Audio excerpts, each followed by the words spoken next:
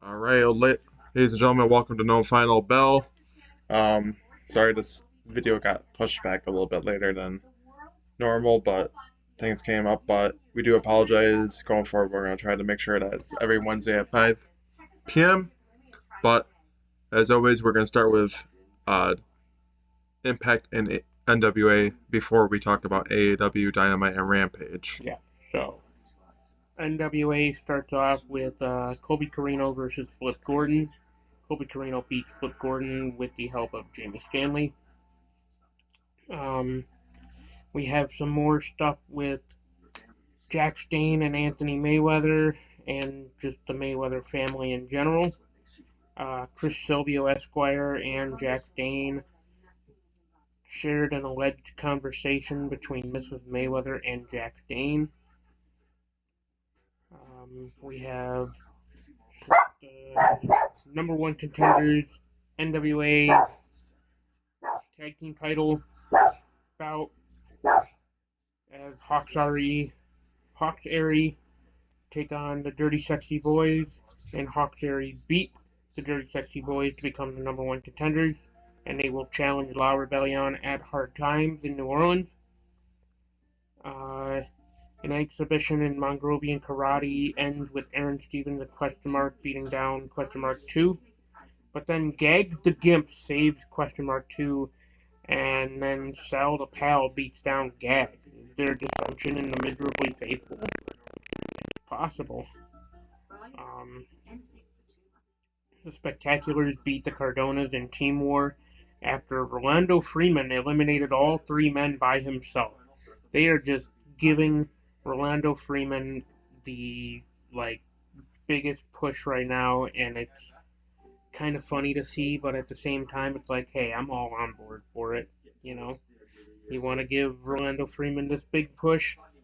Go right ahead. That's fine by me. Um, and then in the main event, we will determine a new number one contender for the NWA television title in a triple threat between Mims, Gustavo, and Judias.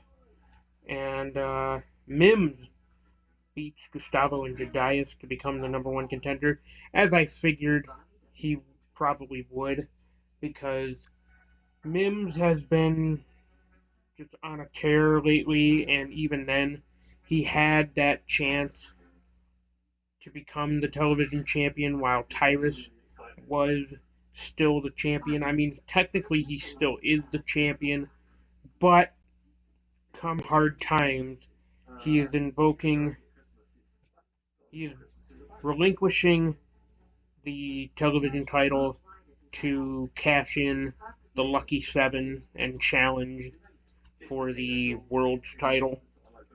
So, with that, he will get a future television championship opportunity after Hard Times, as he will be facing either Jordan Clearwater or AJ Kazana.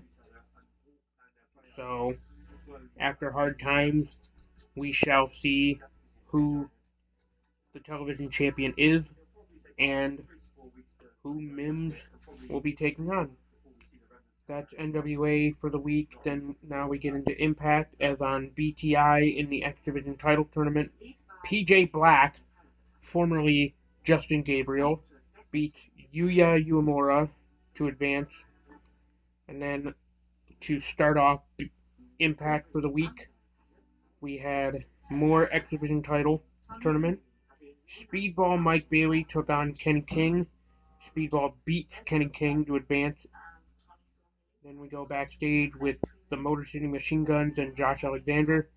And the Machine Guns are even telling Josh Alexander not to trust Bully Ray. There's just dissension in the locker room, and everybody has been telling Josh Alexander not to trust Bully Ray. And even just in general, nobody right now seems to trust Bully Ray. So, back to in-ring action. Savannah Evans beats Jessica. Not much to talk about there, but It was a match that happened. Then we have Eddie Edwards and PCO brawling in the Las Vegas desert, and it ends with Eddie burying PCO in the sand, in the desert. But, as per usual, PCO is not human, and he'll find a way to rise from the ashes, rise from the sand in the desert, and just completely go on a tear and just beat the holy hell out of Eddie Edwards. Possibly at Overdrive, possibly some other time. Um, it was a first time ever match between Eric Young and Sami Callihan, but it gets thrown out after the Men in Yellow, that dastardly group led by Violent by Design, beat down Callihan. But then two of the hooded yellow men reveal themselves. Alan Angels and Big Con, formerly Connor of the Ascension, are now members of Violent by Design. So I wonder how many more reveals we could get from Violent by Design, because there are more hooded yellow men that are running around with Violent by Design. We already have Big Con and Alan Angels that are now members. Who could possibly, who else could possibly join Violent by Design that we don't know of? I don't know. Well, then we get more in-ring action as Ace Austin beats Moose off of the distraction on the outside from Bully Ray. So we know that next week in the X Division title tournament, we will have Speedball Mike Bailey versus Trey Miguel. Also next week, Brian Myers will defend the Digital Media Championship against I Believe in Joe Hendry. We have a Knockout World title match next week, Giselle Shaw versus Jordan Grace. Also next week, Mickie James will be taking on Chelsea Green, and I do believe that that match is Chelsea Green's final televised match for Impact Wrestling, as I did hear that she has finished up with Impact Wrestling, so I believe this match against Mickie James will be her final televised appearance. But we also have matches confirmed for Overdrive. First, it will be Heath and Rhino defending their Impact Tag Team titles against the major players, Brian Myers and Matt Cardona, which is interesting because Brian Myers currently is still the digital media champion, so maybe Brian Myers is looking to become a dual champion, but I don't think it's going to happen. Not for nothing. Also, another tag team title match announced for Overdrive, but this time it is the Knockouts tag team titles. The Death Dolls will take on Tasha Steelz and Savannah Evans. And then in the main event of Impact for this week, the ever so unlikely pairing of Josh Alexander and Frankie Kazarian took on Aussie Open. And it was, in a sense, a matter of, like, how will they coexist? But it turns out that they were able to coexist just fine. Like, yeah, sure, they may have been partners tonight, or partners that night, but come Overdrive, they are opponents. So, but for what it was worth, Alexander and Kazarian were able to make it work, and they were able to beat Aussie Open. That is Impact and NWA for the week. Let's take it over to AEW news and recaps. Settle down. All right. Well, Dynamite started off with Jay Lethal and Darby Allin in a rematch.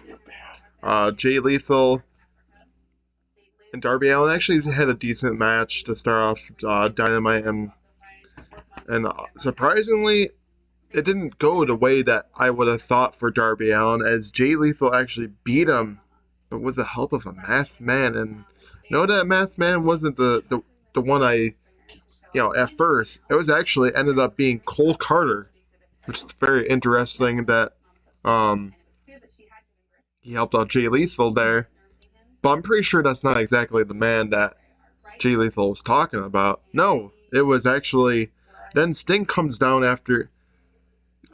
but it ends up being Jeff Jarrett that uses the guitar on Darby Allin and is officially signed with AEW, but not what you think he is. He's actually signed as a business development director to try to help expand live events for 2023. It is rumored that AEW might be doing more actual house shows and stuff like that for 2023, more live events for 2023, which isn't a bad thing. They're expanding, Well, they're trying to get more off the ground, and there's nothing wrong with that. my only real concern with that though is how will the talent how will how will the talent actually feel about that? Because I know the main thing with a lot of the talent there was that um it's a lighter schedule, so we don't really have to I don't think it's going to be as intense as like a WWE schedule, to be honest with you. well, clearly not, but I mean just in general too, how how the question still remains of how will this affect the talent in terms of you know expanding house shows and live events for the talent. I mean, I guess we'll find out in 2023 what's truly going to I happen with guess that. so. Um, so going forward, Jon Moxley faces off against Tiger Style Lee Moriarty in a AEW World Title Eliminator match. But to no shock, Jon Moxley does beat Lee Moriarty, and then Yeah. Ethan Page runs down and beats down Moxley. Kind of odd. Ethan Page has stated multiple different times that he wants to be the number one contender for the AEW World Heavyweight Championship, whether that's Moxley or MGF. This is going to be a very interesting tournament heading into Full Gear. Yeah. I'm Yes, very it is. curious to know who is going to be the new number one contender, as who's going to be involved with it is going to be interesting. It's going to be interesting tournament. It's going to be very crazy to see who is going to be the number one contender. It would be nice if it was Brian Cage. I think he's very well deserving of a world title opportunity, but I guess time will tell. We'll see what happens I at mean, Full I look at Gear. it And this way. So far, up until Rampage, which we will get into, so far, Ethan Page and I believe Eddie Kingston, up until Rampage, were the only two that were announced for that world title tournament. yeah, there was more announced actually on Rampage for it, but I didn't recall all the names itself. So Renee Paquette was supposed to interview both Britt Baker and Saraya, but Britt Baker wasn't there because she said she didn't have to be there. Saraya gets asked, why did she decide to come now of all times? Well, she says she always wanted to be there and says she has something to prove here and has one more doctor to consult. But was she talking about Dr. Britt Baker? It's possible. I mean, she is a doctor, so I think that's Yeah, what she meant they're by gonna. that. Well, ladies and gentlemen, they're actually gonna consult each other face to face this Wednesday on Dynamite. Yes. Coming next on next week's episode, we will definitely talk about it. But um, safe to say that this might actually lead into a match, maybe at Full Gear, which would be nice to see Saraya back in action for the first time in so long. I mean, she's been out of action for quite a while, so if she can honestly get back into the ring against Dr. Britt Baker. I think that would be a great opportunity for her. Dr. Britt Baker is a former former women's world champion. So if Saraya can honestly beat her at Full Gear, it would prove that she can still go, and it can prove that maybe she can compete for a championship in the women's division sometime soon. Yeah. So now that I'm going back, it was actually Dante Martin and Ethan Page that had first announced, and then on Rampage we got more. Yeah, right. Daddy ass Billy Gunn himself has that birthday bash. Has his birthday bash where he gets gifts. But his poor fingers from Swerve, he couldn't. They were all like wrapped up. He couldn't scissor. So we thought. Yeah, he gets his gifts. They got him foam scissor fingers. So yes, foam scissor. He could put on the foam fingers, the foam scissor fingers, and he could scissor it with the Acclaimed. Right. And then call him Daddy Scissorhands. Exactly. And then gets beaten down by the Firm, and then FTR come out, and then the Firm do retreat and they hold up the AEW World Tag Team titles. But when will they get the face off for them? Because they aren't number one contenders right now. Is it safe to say probably after the match? I would think that's when FTR is by the Firm. He means the Guns. Yes. And as they're so aptly called, the Ass Boys. Thanks, Danhausen. It'd be interesting maybe if they could have like a number one contenders match or something like that at Full Gear, and then whoever wins faces off against either the Acclaimed or Swerve and Our Glory for the World Tag Team title. So it'll be interesting to see. I don't think Swerve and Our Glory are gonna recapture the titles because it wouldn't make a lot of sense to essentially like have them lose at Grand Slam and then only for them to regain them like a few weeks later at the pay-per-view. It wouldn't make a lot of sense. Who knows? At the same time, I feel like, it would be the matter of like, oh, we only did it because we wanted to give the Acclaimed their big moment in New York City at Arthur Ashe Stadium. But at the same time, I look at it as like, okay, but they should at least have a long reign with those, right? Titles. But we'll see what they do with the Acclaimed and the tag team titles, honestly. But right.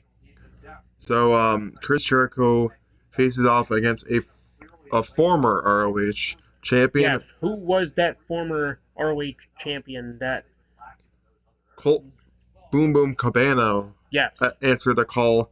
But Chris Jericho did retain against Colt Cabana.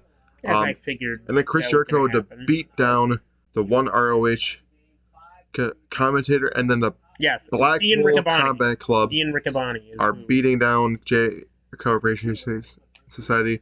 When will this rivalry end? It's never going to end. It's probably not going to It's never going to end. I don't think it's going to end anytime soon, but talk more about at least the sense of Blackpool Combat Club and Jericho Appreciation Society, especially with the ROH World Heavyweight title. And then going up forward, Orange Cassidy faces off against Rey Fenix and Luchasaurus for the All Atlantic Championship. It was Dynamite. Pretty decent triple threat match between these three. But it's who came out after the match to answer that dream match challenge. Yes, Orange Cassidy retains, and then will get his opportunity. So, this was a big shocker for everybody. I'm pretty, because a lot of people were in the crowd. They were like, "What? What?" So, the man that came down to answer that dream match challenge for Orange Cassidy on Rampage none other than Katsuyori Shibata.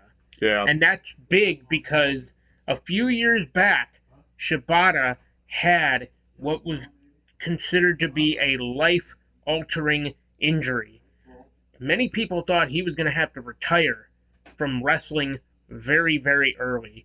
He had a very, very serious brain injury that cost him a good portion of his wrestling career. And many believed, like I said, that his career was over. But he was able to bounce back. He was able to come back.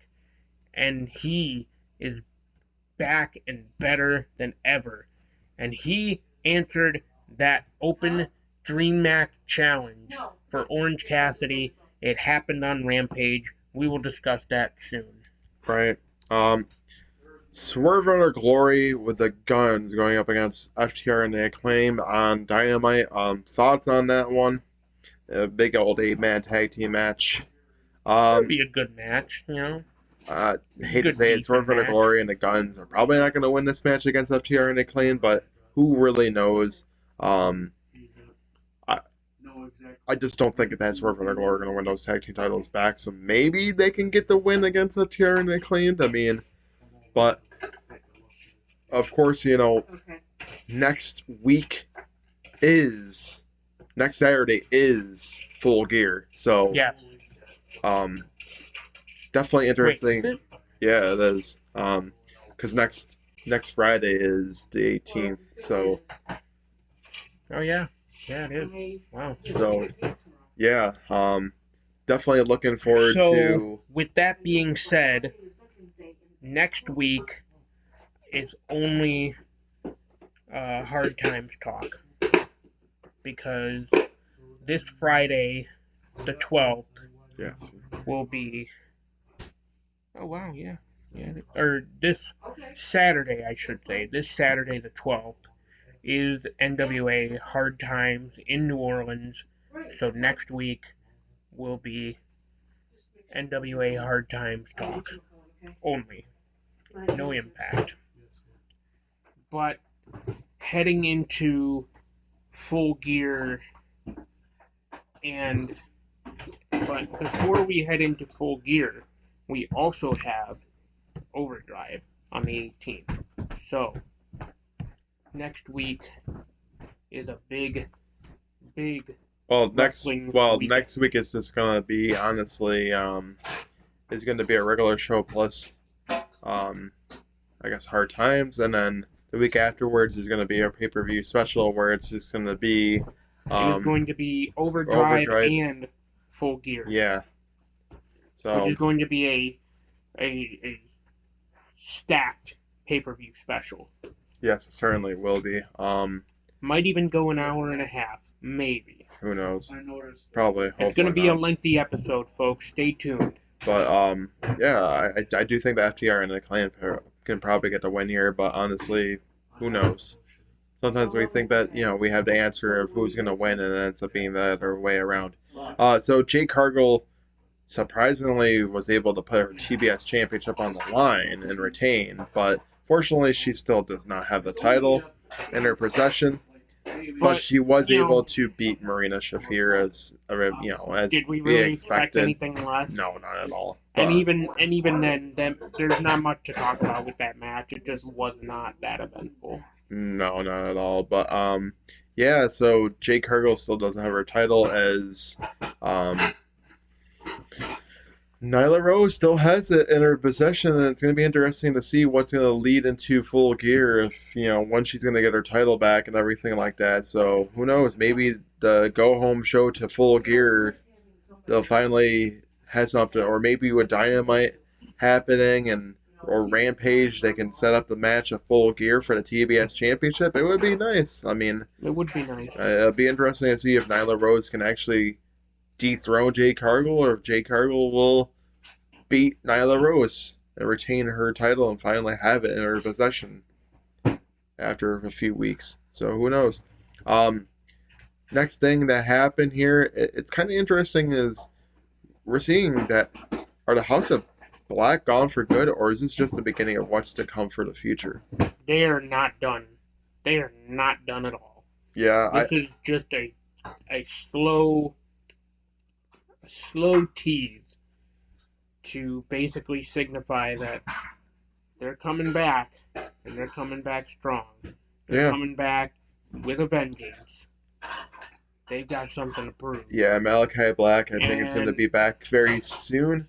well, it's good to see, man, because like yeah, Malachi just needed a break to like kind of collect himself, Right, gather his thoughts, and just recollect because the past 2 years of his life have been rough. He just needed a break from just everything in general exactly. to just gather his bearings. So he just needed everything to go his way, and honestly, I'm grateful that he got the time to take some time off, probably spend with his wife and everything like that. So of course, his wife Selena Vega is in WWE, and he's Part of in Legado del AEW. Fantasma. So they're kind of far apart right now as they're super busy. But I'm sure he wanted to take some time off and spend with his wife and away from WWE or away from AEW for the time being. But I'm pretty sure what's it's showing is that AEW is not dead and they're going to be back stronger than ever and probably eventually going to be going up against those AEW World Trios Tag Team titles, which would be nice. Um, Jamie Hayter to face Tony Storm for the interim Women's World Championship at Full Gear. Thoughts? Um, I think she's very well deserving. Do I think that she's going to win? Absolutely not. I don't think that it's her time to be a world champion yet. Um, But they could surprise us. I don't think that they're going to. I think Tony Storm is a rightful champion to have right now until Thunder Rosa comes back. Um, I just Whenever that I don't know happens. when exactly that's going to happen. Probably sometime next year. Jamie Hayter, Who knows even what kind of like quote unquote injury right? Thunder Rosa even Who has. knows? Like Honestly, she never really discussed it in deep lengths for right? one, and two, like you never really hear the commentary team mentioning that, oh yes, Thunder Rosa is still the AEW Women's World Champion. It's like the main Yeah, focus but right now anytime is. that they always talk about Tony Storm, it's as interim, I interim, get that, interim. yes, So that the point still stands that yes, they're still discussing, but you know they keep saying like, oh yeah, she's the interim AEW Women's World Champion. Like normally with that is like they usually mention as the current champion is still dealing with an injury, like right now. So they haven't really mentioned once about Thunder Rosa I and think her they're quote just unquote keeping it injury. silent, so that when she does come back, it's going to be a big surprise and a big pop for fans. So I think that's It's my main reason. entirely possible, but at the same time, it's like the whole Thunder Rosa situation is just very, very weird and Yeah, tricky, it is. to figure out. And So especially speaking of Thunder Rosa, especially considering that Evil still has heat with Thunder Rosa over that whole match. Just shut up, Evil. Like, just admit that you have burnt bridges with literally every wrestling company that you've ever worked for, and just right. admit that you're bitter and you don't know really how to remain a professional when it comes to wrestling in a ring. Like, just admit it, because you know people make the arguments all the time about that stuff of like, oh, Thunder Rosa sandbagged Evil East or Evil East sandbagged Thunder Rosa. It's like, no, listen, I'd rather I tend to side more with the fact that Evil East sandbagged Thunder Rosa because Right. not for nothing, you could clearly see from when Thunder Rosa was setting up for the what is it called, like a thunder something driver. Oh, wow. And either way, Ivelisse just completely over whatever, and it turned into a tombstone pile driver. And even then, Thunder Rosa had to make sure to keep Ivelisse protected from the tombstone. It ended up being basically a shoot tombstone pile driver when it was supposed to be her finisher, Thunder Rosa's finisher, which it didn't end up being her actual finisher. So the finish of the match was a shoot tombstone pile driver where Thunder Rosa basically had to make sure to keep her protected. So, in order to not drop Ivelisse on her head, but either way, Ivelisse is a complete and total unprofessional waste of space in whatever rosters she's in. Because, not for nothing, I saw the whole exchange of oh, um, she called Thunder Rosa Right. Okay. Let's get back on it's track a here. it's a mess. Either way, the whole exchange is on Twitter. You can Right. see it if you want. Samoa Joe faces off against Brian Cage for the ROH World Television Championship, and I guess an okay match. I mean, I wouldn't say it was exactly maybe the greatest, but the one that won was the one I guess deserving of it. As Samoa Joe does beat Brian Cage to retain, and then the Embassy come out to beat down Samoa Joe, and then Wardlow come down to save Joe. When will the Embassy and Wardlow face off against each other? Well, I'm we not got too that sure. answer kind of on Rampage. Um, so Then then Powerhouse Hobbs wants the TNT Championship. When will they face off for the title? I'd like to think that they make that match official for Full Gear Yeah, I'm hoping so. because you need to have a big TNT Championship match at just a pay per view in general. Right. Like, when's the last time that I? When's the last time you can think of that the TNT Championship was defended at a pay per view in a major sense? Right. I mean, who knows? But Because I'm pretty sure Double or Nothing didn't have a huge like championship like caliber thing. All Out definitely didn't have a TNT championship match or whatever. So yeah, besides like they really just need to start doing more with that TNT title. I know they do. But I really do think that they're going to face off against each other at Full Gear. It would be nice because it would be also cool to see Powerhouse Hobbs actually beating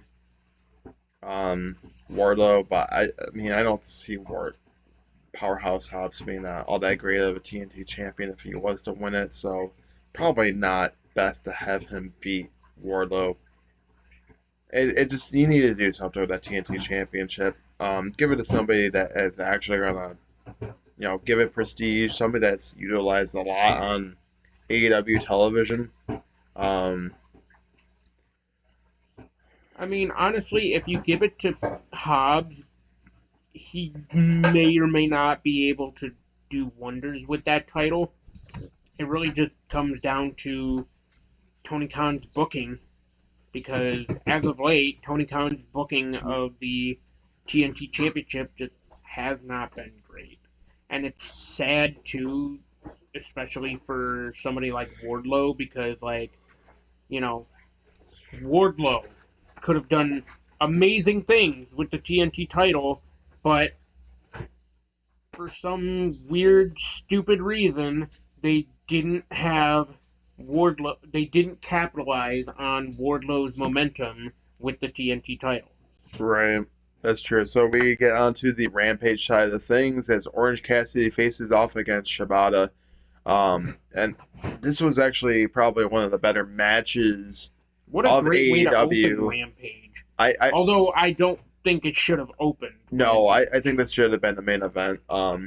Now, can we just talk about JR in Mike Tyson just being two of the absolute worst commentators They on kind of AEW. like dragged that whole First match off, down Jim with their Ross. commentary. I don't want to talk any kind of sort of crap because he's been a legendary commentator for so long. But But he needs to give it up. as of late, he has not been that good. He literally said, "Oh, welcome to AEW Dynamite." Oh wait, no, this is Rampage. At least we're live. I was like, if I'm like Tony Schiavone, I'm pretty sure Tony Schiavone is like looking at JR. Is like, what the fuck is he saying? The senile Yeah, I man. was gonna say poor Shivani having to work with a much older Jim Ross. Like, yeah, maybe back in like the 80s and 90s when they first worked together, it was cool. But nowadays, Shivani should not be working with JR anymore. Matter of fact, JR really I love JR. Don't get me wrong. He's the voice of a generation, but he really needs to just hang up that But hang up that. ultimately, in this great back and forth exchange, Orange Cassidy was able to retain his title twice in 1 week Yeah, and beating Shibata to retain his title. What a great match to start off AEW Rampage. But man, I tell you. Um, so Jamie Hayter and Britt Baker face off against Madison Rayne and Sky Blue. And to no surprise, they do beat them. But afterwards, they're beating down Sky Blue after the match. And then Tony Storm comes running down as, why not? And beats down Jamie Hayter after the match. But afterwards, Britt, of course, is going to save her gal and strikes Storm with the belt to help out Hayter. And then Hayter holds the title up to Storm. Man, showcasing what could be if she does beat Tony Storm at Full Gear. But who knows if that's actually going to happen. I don't think it's going to. I don't see her beating Tony Storm. I think Tony Storm's going to be holding that title for a good amount of time until, possibly Thunder Rosa dethrones her as the interim champion and becomes the undisputed AEW Women's World Champion. So who knows? Eventually they will face off. Probably going to have in that Revolution next year. Who knows? But so afterwards, Chris Jericho to put the ROH World Title on the line in a fatal four-way match against Bryan Danielson, Claudio Castagnoli, and Sammy Guevara. Thoughts? What a great match! That's gonna be that. yeah, That's probably but gonna be a I mean, banger of a fatal four-way match. I'm not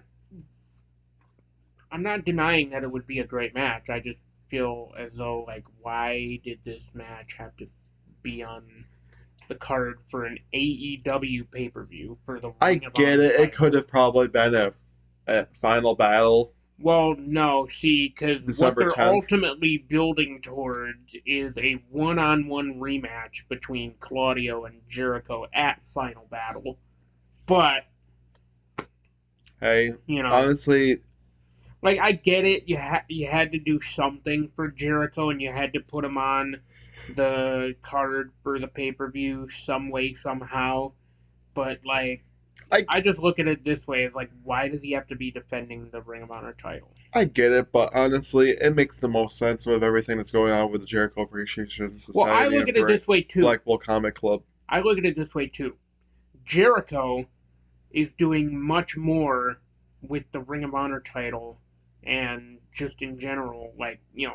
I feel like Jericho is the perfect person to be the world champion for Ring of Honor right now, anyways, because he could help, kind of propel that brand to actually, See, launch on a which is kind of bigger, crazy because then if that is going to be the case, it would be the second time that Chris Jericho has helped launch like a new a new promotion in a promotion sense.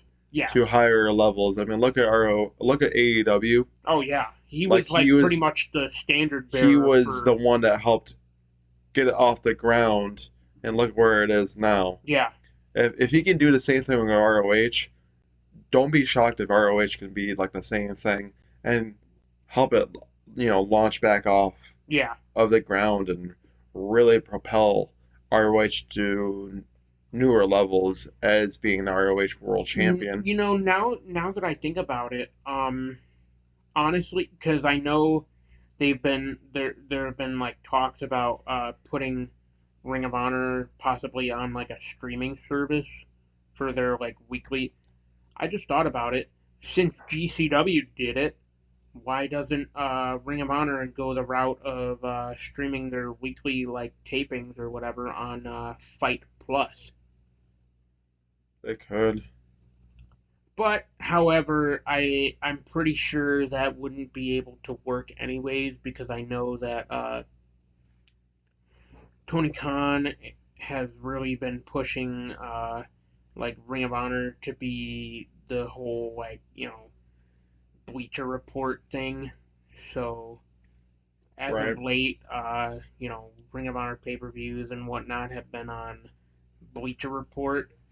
I think the last Ring of Honor pay-per-view that was actually on Fight was Supercard of Honor earlier this year because while it was still while it was under that Tony Khan regime, it was still ultimately like an old school Ring of Honor, show feel. Because like it still had, you know, you still had all your champions that were there at the time, so pretty much your Josh Woods, your Right. Rhett Titus, like, it was still ultimately like an Ring of Honor show, but it was just under a new regime, and like they were starting to usher in that new era of Ring of Honor for Supercard of Honor. But you know, Yeah. either way, it'll be interesting to see what potentially happens with Ring of Honor going forward. It'd be nice if they could actually get off the ground and like just Right. All right. Get back on track here. Ricky Stark says he's heard all the chatter about wanting him on TV more because the people like him and they like the pose. He likes all of us as well, and we're been working his butt off since day one. And Ricky Starks will enter the Eliminator tournament for the AEW World Title. Says he will hold the place up on his bare back, and that starts at full gear. And plans on being the number one contender, and yes. either faces John Moxley and asks when the blood dries up, So and then either the faces NGF and asks what happens when a generational talent faces an absolute one. Says he's absolute Ricky Starks. He's absolute. He's absolute Ricky frickin' Starks. Could he really walk out the number one contender? it's possible. I would love to see that, honestly. And I feel like so the tournament bracket has been revealed. On Dynamite, we're getting Eddie Kingston versus Ethan Page, but then on Rampage, all the other matches in the tournament are happening. So the the tournament bracket is pretty much, and the members of the World Title Eliminator Tournament are as followed. We have Eddie Kingston, Ethan Page, Bandito, Roosh, Lance Archer, Ricky Starks, Brian Cage, and Dante Martin. And on Rampage, we have Bandito versus Roosh, Lance Archer versus Ricky Starks, and Brian Cage versus Dante Not gonna Martin. lie, I would like to see Brian Cage in the finals. Not going to happen, And I though. would also like to see maybe Ethan Page. Ethan Page against Brian Cage in the finals for the AEW number one That's not how they're contendership. going to book it, though. I, I, it's ultimately going to be probably Brian Cage beating Dante Martin. E- Definitely Ricky Starks beating Lance Archer, though. And then as far as Ethan Page and Eddie King, like I'm conflicted because I would love to see Eddie Kingston get that opportunity to challenge for the world title again and actually win it. But I feel like ultimately what's going to happen is Ethan Page is going to get that push towards like so essentially the finals is more than likely going to be Ethan Page and Ricky Starks, which is fine because honestly, it gives the opportunity to both of those deserving men. As far as Bandito and Roosh, that could go any that could go either way. But like as far as that, Ethan Page is gonna beat whoever wins that match. So and then yeah, like Ricky Starks is gonna beat Brian Cage, which honestly, if it does if it does end up being Ricky Starks versus Brian Cage for that like semifinal match, it will be nice because it will be a nice like callback to Team Taz anyways because like Ricky Starks was the one that turned on uh, Brian Cage in Team Taz anyways and won the FTW World Title from Brian Cage. So like it'll be a nice callback to the whole like Team Taz thing. But that's the tournament. So we go on to the last match of Rampage. The main event. Yes, Warjo faces off against the Gates of Agony, and to no surprise, Warjo does beat them.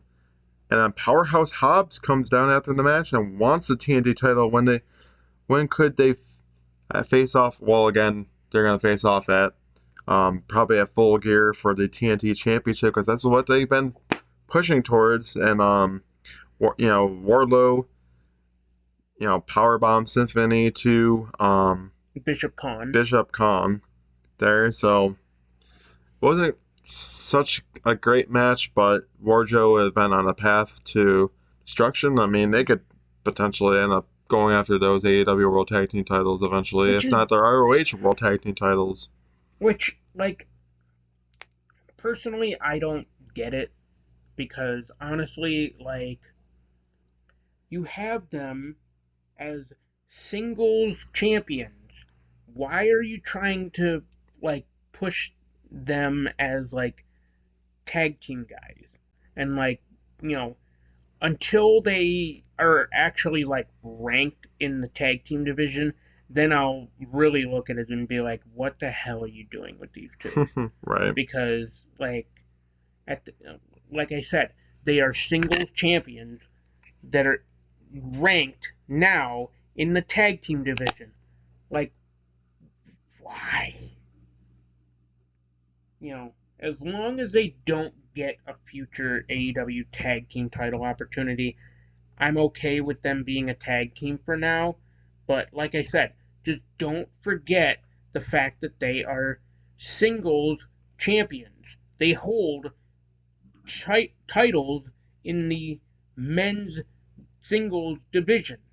So why are we doing this? I don't know, honestly. I mean, I think they'll eventually, either lose them or keep on going with being a tag team. But other than that, this is going to conclude this episode of No Final Bell. Please make sure to follow us on social media at Tinkle Sports.